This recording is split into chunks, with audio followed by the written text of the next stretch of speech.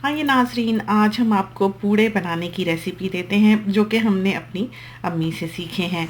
जब भी बरसात की झड़ी लगे तो अम्मी कहती हैं कि पूड़े खाने वाला मौसम है या पूड़े बनाने वाला मौसम है। तो आज हमने अम्मी को कहा कि आप हमें उसकी रेसिपी दें, तो हम उस रेसिपी से तैयार करते हैं। चूँकि हमने तो ये कभी नहीं देखे, हमें बिल्कुल अंदाज़ा नहीं था कि ये किस तरह पर तैयार किए जाते हैं, लेकिन इनका ज़िक्र जो है वो हमारे घर में हमेशा से रहा।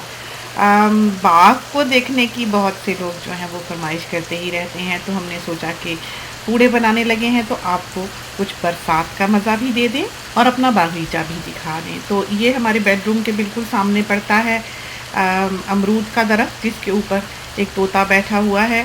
ये अमरूद खाने आया है। बरसात में पंख पखेरू जो हैं वो उड़ नहीं सकते, इस वजह से कहा जाता है कि इनको खाना डालना चाहिए। तो ये देखिए अमरूद जो हैं ये पककर बहुत से नीचे भी गिरे हुए हैं। चलिए अब रेसिपी की तरफ चलते हैं। इसके लिए हमने 1 कप जो है वो आटे का लिया होगा, रोटी बनाने वाले आटे का। गुड़ लिया है। गुड़ जो है वो आपने इस हिसाब से लेना है कि अगर 1 कप मैदा है तो 3/4 कप जो है वो गुड़ का हो, क्रश करके।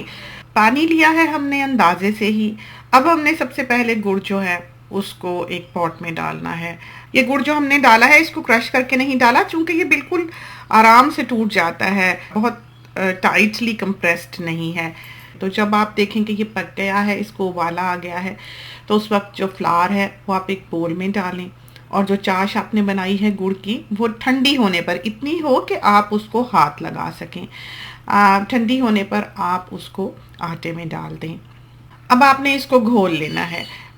घोलने लगे ये है कि आटा जब आप गुड़ से घोलते हैं तो वो ऐसे फूला फूला सा हो जाता है। इसमें अब आपने देख लेना है कि कितने पानी की ज़रूरत है और इसको और पानी ऐड करते हुए आपने घोल लेना है। तो अब ये देख लीजिए कि गुड़ वाले आटे की क्या शक्ल हो जानी चाहिए। इस तरह पर ये फेंटे हुए दही की तरह हो, पतला सा, यानी कि आप जब इसको पैन पे डालें तो ये फैल जाए।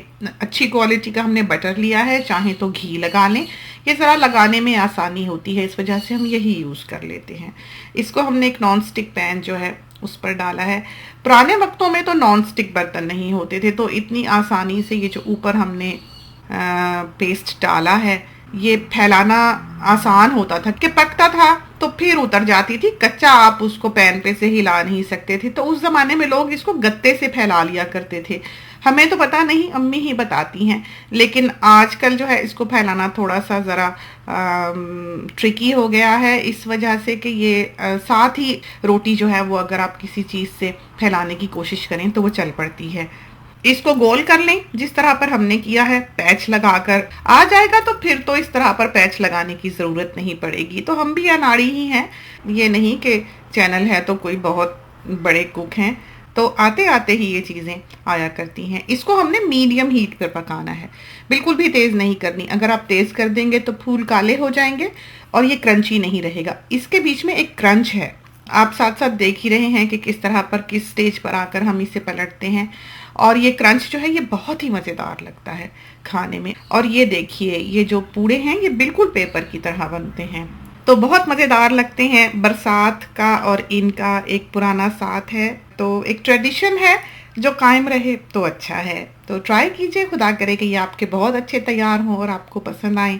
जाते जाते एक बात का जिक्र और करते चलें कि हमारा फेसबुक पेज भी है जहाँ पर बहुत सी अच्छी रेसिपीज़ और टिप्स वगैरह आपकी नज़र से गुजरेंगी। आप चाहें तो आप उसे भी देख सकते हैं। इसके साथ ही हमें इजाज़त दीजिए। अल्लाह हाफिज़।